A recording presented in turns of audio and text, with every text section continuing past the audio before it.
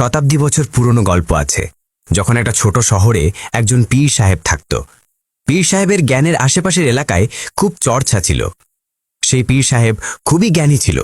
তার কাছে লোকেরা খুব দূর দূর থেকে আসত, যাতে সেই পীর সাহেবের কাছ থেকে তাদের সমস্যার সমাধান বের করাতো। পীর সাহেবের কাছে কোনো ব্যক্তি যখন তার সমস্যা নিয়ে আসত, তাহলে পীর সাহেব তার সমস্যাগুলোকে খুবই মনোযোগ দিয়ে শুনত এবং তারপর কিছুক্ষণের জন্য তার চোখ বন্ধ করে সেই সমস্যা নিয়ে চিন্তা করত।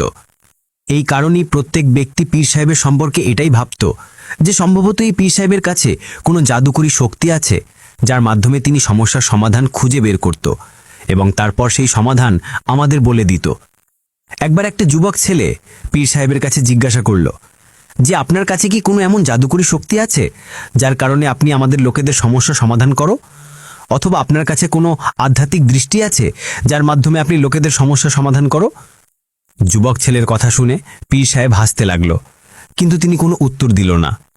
কয়েকদিন পরে সেই শহরে একটা খুবই অদ্ভুত ঘটনা ঘটল। সেই শহরে একটা বৃদ্ধ লোক থাকত যে তার বাড়িতে একেবারে একা ছিল। তারই দুনিয়ায় কেউ ছিল না।